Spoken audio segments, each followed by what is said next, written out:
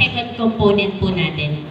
Yun nga po, we would want sa route, yung mga ruta natin ay rationalized.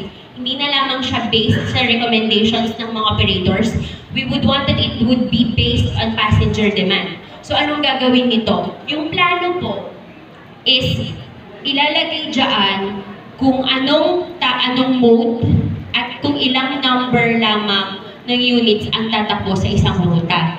Kung sa isang city or municipality, kung ano po yung ruta within the city or municipality, city or municipal LGU po yung gagawa. For the provincial government, yung mga intra-city, inter-city, intra-municipality, and intra-province, yung government LGU na po ang gagawa.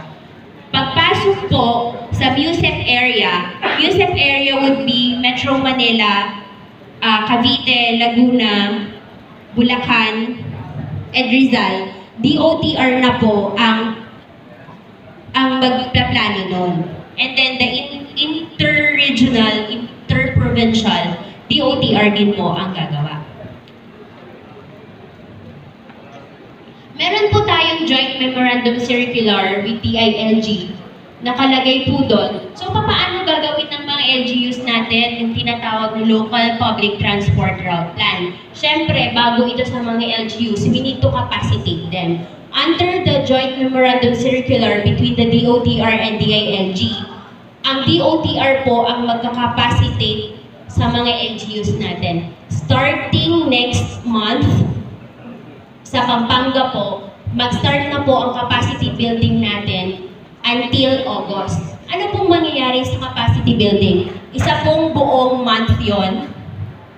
The first week would be all discussions.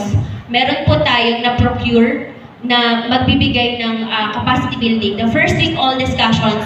Second and third week, lalabas po yung mga yung LGU representatives natin. Gagawa sila ng survey. And then the fourth week, yun na po yung pagsusulat ng plan. So after the capacity building, we expect na may plan na po yung inyong LGU. After drafting the LPTRP, it will be submitted to LTFRB Regional Office for evaluation and approval. Again, ito po ang evaluation ng LTFRB Regional Director natin base sa ilalabas na Memorandum Circular ng LTFRB Main Office. Yung MC po na yon, nakabase din po siya sa LPTRB Manual na ginawa ng DOTR. So ano po yung process? Ito po yung process. Yung LGU, pagkatapos niyang makapacity building ng DOTR, gagawa po siya ng LPTRP. Isasubmit niya ngayon ang LPTRP sa LTFRB.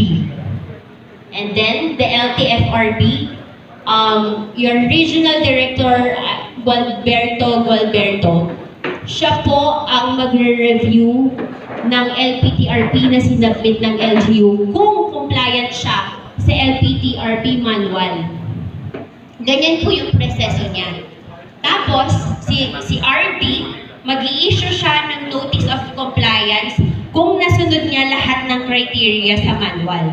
Kung hindi nasunod ng LPTRP, mag-i-issue naman si RD ng notice of non-compliance.